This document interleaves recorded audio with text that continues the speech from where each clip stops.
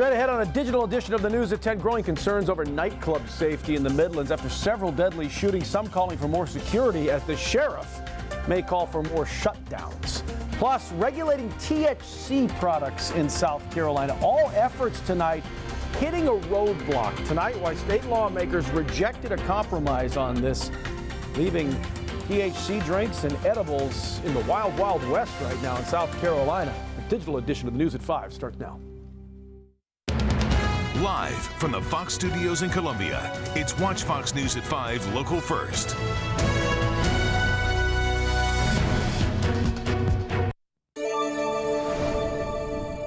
Good Thursday evening to you. Thanks for joining us for this digital edition of the News at 5. I'm Brian McConkey. We begin with growing concerns tonight from people after a series of deadly shootings at nightclubs throughout Richland County. Our Mike White has been following that situation for a couple weeks now. You talked to folks today. What are some people saying about this? Yeah, Brian, right now I'm outside Relapse Bar and Grill, which was the location of a deadly officer-involved shooting at the start of May. Now, I spoke to one Columbia man earlier today who says that he doesn't even go out to nightclubs or similar establishments unless they are completely rented out by people he knows. He also added that he really thinks there needs to be more security at these locations, especially in areas like the parking lot where we've seen incidents happen before. A lot of them say they're place to eat, establishment to eat, then you get there, and then you get there, you see everything going on and turn into a nightlife, and then, like I say, more people get in with weapons. Fraser Ellis lives in Northeast Columbia and is concerned about nightlife in the area. Richland County has seen several deadly nightclub shootings over the last few months, including a fatal officer-involved shooting at Relapse Bar and Grill in May. I didn't stay alive this long. My kids are the same way. Everything is homebody. I taught them don't go to no clubs because there's nothing good gonna happen at a club. One of the biggest questions raised by people is how these businesses can open up. Richland County Councilwoman Allison Terratio says after someone applies and receives a business license, if the establishment is operated under the proper zoning definition, it can be any business it wants. In the state of South Carolina, state law says that we really don't have bars. What we have are restaurants that serve alcohol. So nothing really qualifies, say, as a bar. The most recent shooting happening back on June 9th at the Jerk Hut, where one man was killed and 5 other people were wounded. Sheriff Leon Lott has since shut down the business, calling it a public nuisance. Terratio says County Council recently approved a plan to help make the Broad River Road area a more residential area. She says the area had a major imbalance between commercial and residential. There's about 3 times the amount of commercially zoned property then is really advisable for the number of residences in the area. Now, this past Tuesday at a press conference, Sheriff Leon Lott said that the Sheriff's Department is not afraid to continue shutting down nightclubs or other similar establishments if they are running business illegally. Reporting in Richland County, Mike White. Watch Fox News Local First.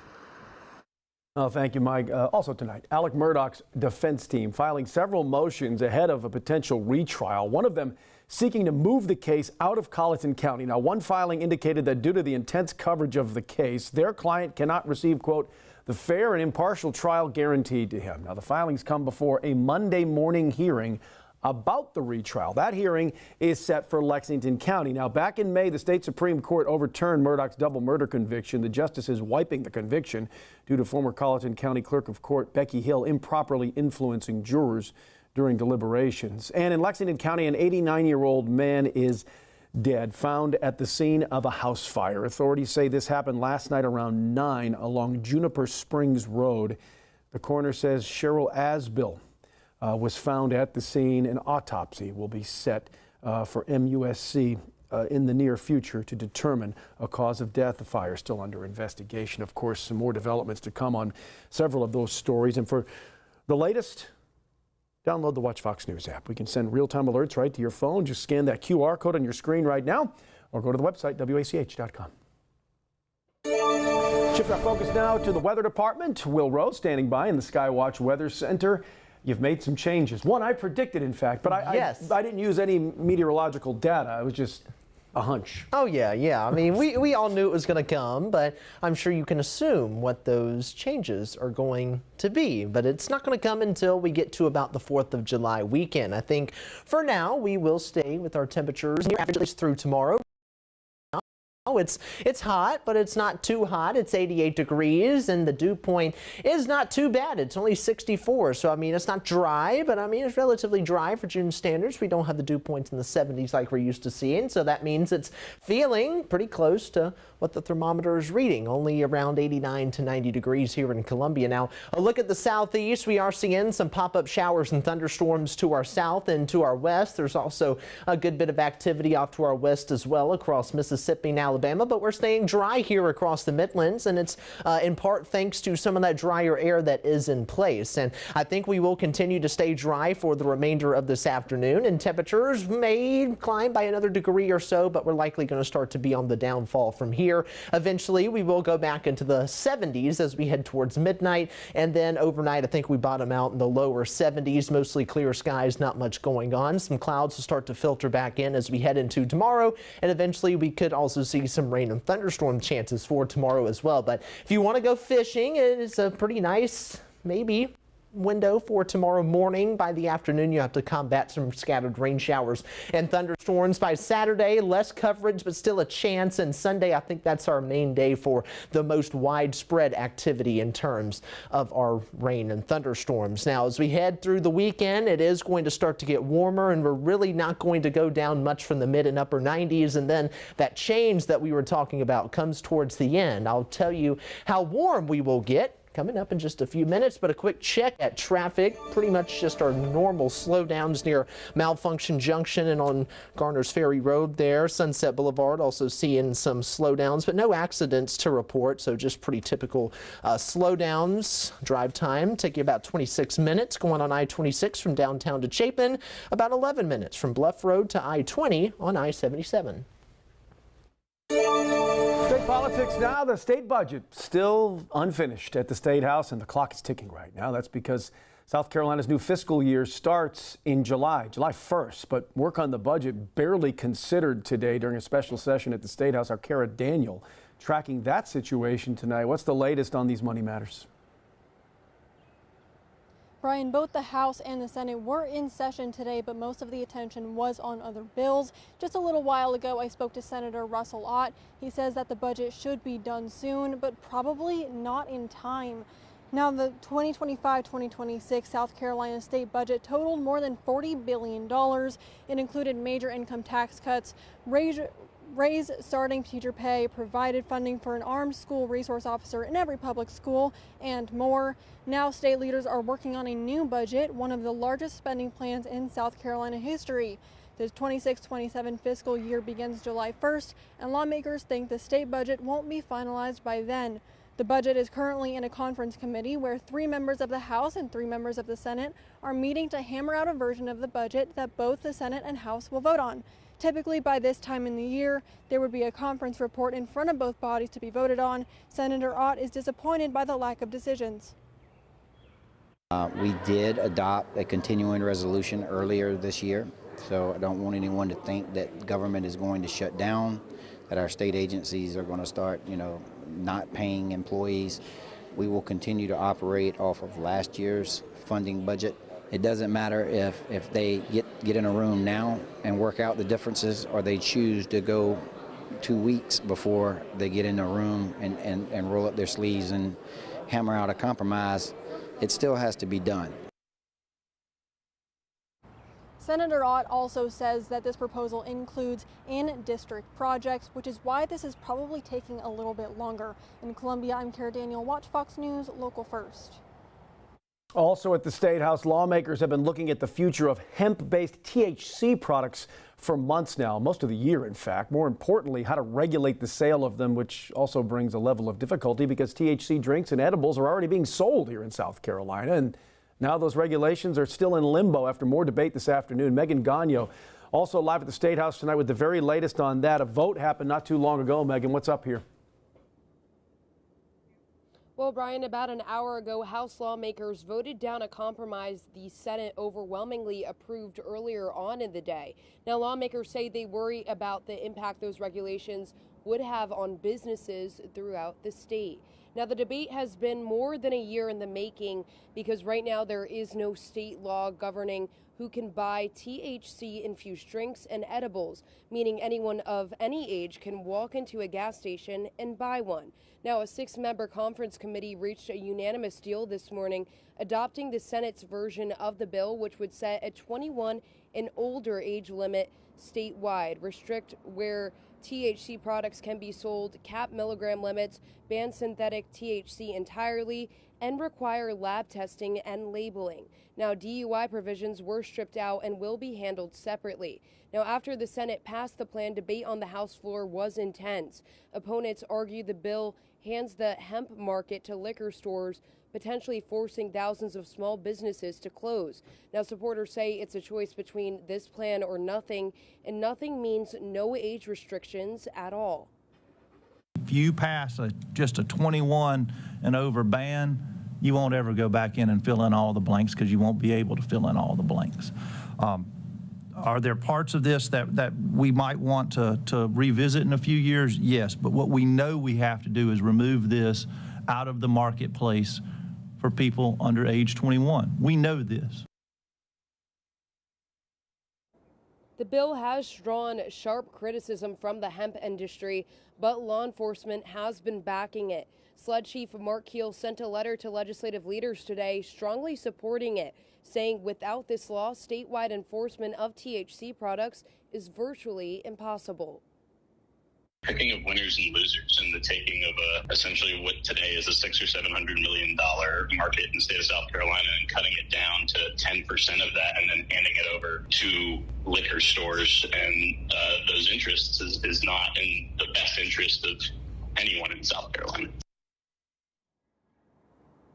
Well, as it stands now, the special session at the State House will end without any THC regulations on the books, at least for now. In Columbia, I'm Megan Gagno, Watch Fox News, Local First. Thank you, Megan. Also, paid parental leave passing through the State House today, now heading to the governor's desk for his signature. Senator Darrell Jackson sponsoring this plan. It expands eligibility for the state's paid parental leave program to include more public employees, such as temporary grant-funded, time-limited, and qualifying part-time workers who earn annual leave. The bill also doubles paid leave for eligible non-birthing parents from 2 weeks to 4 weeks and adds paid leave in cases of stillbirths. Now, Senator Jackson says the measure is designed to better support working families and help the state recruit and retain employees, saying in part, quote, "I'm proud that this bipartisan effort will expand access to paid parental leave for thousands of dedicated public servants across our state, while recognizing the needs of families during both moments of joy and moments of unimaginable loss." If the governor signs the plan, the law would take effect October 1st.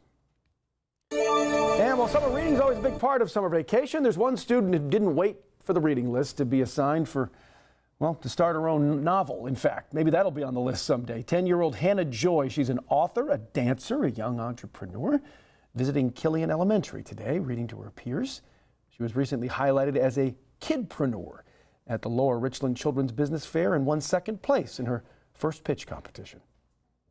I Am Enough is mostly about being confident and putting other little girls in it to know that they can do anything. They could do careers, they could do anything they like to do. And I made this book because I wanted to encourage other people. Also in Columbia, the State Museum announcing the exhibition American Battleground, titled South Carolina's Revolution. Today, a preview for the opening to the exhibit honoring the 250th anniversary of the American Revolution and marking it as the first major gallery transformation completed under the museum's Reimagine the Experience initiative. Ideals of opportunity, of equality, of self-government, of liberty and independence, and the pursuit of happiness, that these aren't static ideas, that these are things that continue to inform our lives, and we wanted visitors to give them an opportunity to think about that here in the exhibition and think about what these ideals mean to them in their daily lives today. Now, the exhibit features dramatic visuals, interactives as well, combined with artifacts exploring the state's transformation from a thriving British colony to one of the Revolution's most important battlegrounds. Now, opening day is this Saturday from 10 in the morning until 5 in the afternoon. A Salute to 250 Day will feature free admission as well, with music and surprising lesser-known stories that reveal how central this state was to the war and the nation that followed. Well, we're still expecting our heat wave to get started as we head into this weekend. High temperatures anywhere from the mid to upper 90s possible this weekend, and with the humidity could even feel more like the low 100s, anywhere from 100 to 108. But we will also have the possibility of perhaps some scattered rain showers and a couple of thunderstorms as we head into this weekend as well. I think we will see some pop-up showers and storms by tomorrow afternoon. The coverage looks to be a bit more widespread than what we see on Saturday, but Saturday brings the possibility of some severe weather with it, and I would anticipate that Sunday does the same, and I think coverage on Sunday will be a bit more than what we see on Friday. So a bit of a mouthful, but definitely will see some pop-up showers and thunderstorms to keep it in simple terms. So as we head into tomorrow, humidity continues to flow back in, so it is going to feel about maybe 5 to 8 degrees above what the thermometer is reading. Our high temperatures in the low 90s, and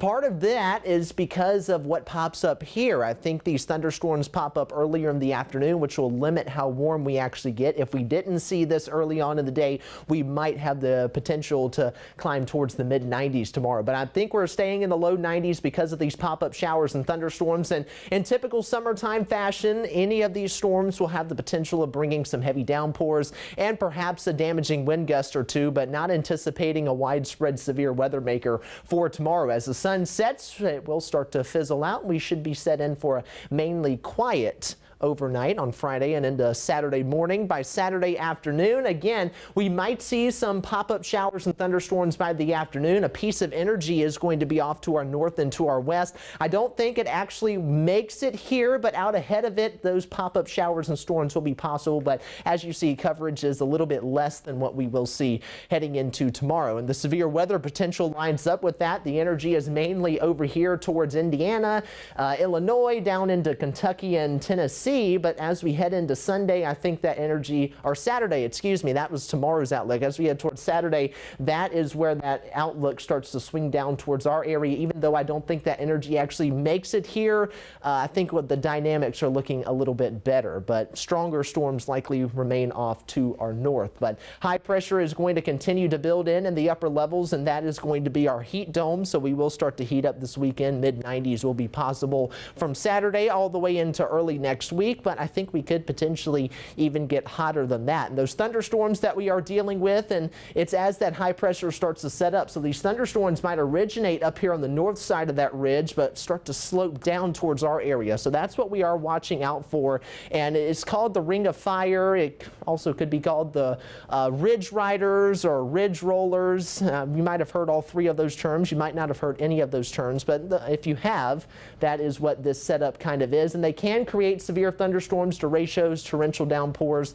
So all of that is going to be a possibility, but I think most of the energy stays away from us. So we will still have the potential of seeing rain and thunderstorms, as you saw there. 40% chance for Friday and Sunday, 30% chance for Saturday and Monday. Then I think a push of some drier air will start to work in by the middle of next week. Now, a general outlook anywhere from a quarter to maybe 3/4 of an inch of rain, but higher amounts will be possible in some heavy downpours. But this is just a general outlook saying we likely will not see that much rain. Now, a quick outlook at the 4th of July. That is where the big change in our forecast has come. It's likely going to be hot, mid and upper 90s, and I even think we might even get hotter than that. I think this ridge is going to peak sometime in the Wednesday to Thursday time frame, but it's not going to be overhead. So that's why I don't think that we get as hot, because the flow is more out of the east on those days. But as it starts to shift to the north and to the west, we bring back more of a southerly flow. And you see what I did there? That's the big change. That's what Brian was talking about. I'm going 100 degrees for Friday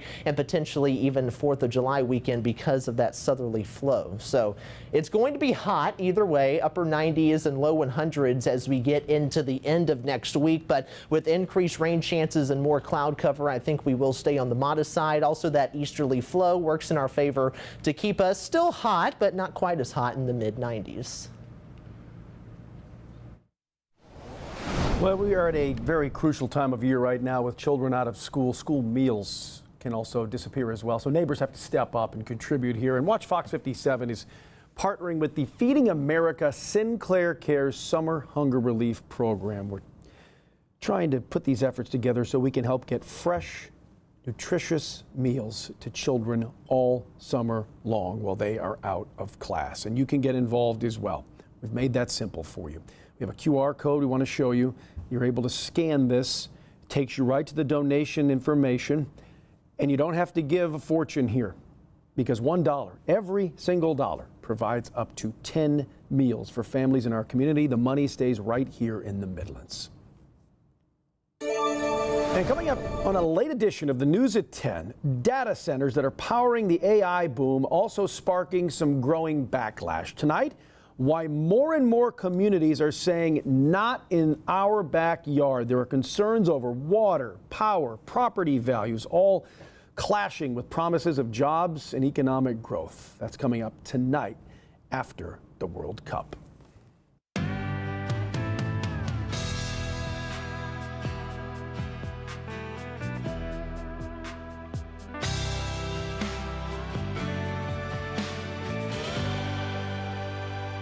And coming up tonight after the Sports Zone on Watch Fox, here's what you can expect from the National News Desk with Dee Dee Gatton.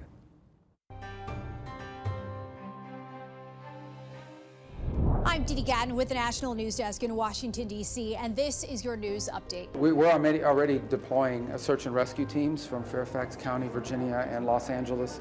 There'll be some others we'll add. That's their most immediate need right now is search and rescue efforts. They have a much of collapsed buildings, and so they'll need a lot of help in terms of digging through that. Secretary of State Marco Rubio says the United States is helping Venezuela in the aftermath of two powerful earthquakes overnight.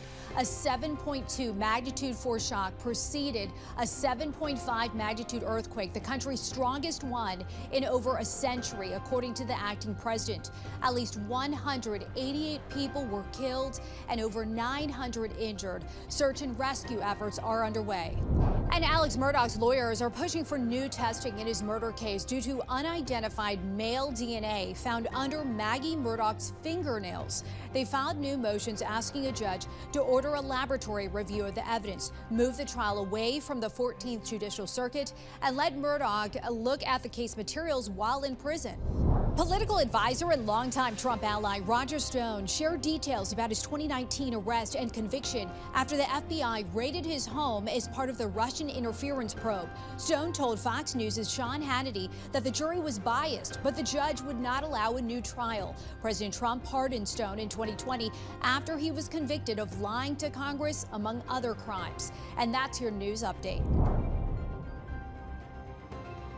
You can find out much more, man. Stay up to date on national headlines. All you have to do is watch the National News Desk right here on Watch Fox 57 after the Sports Zone.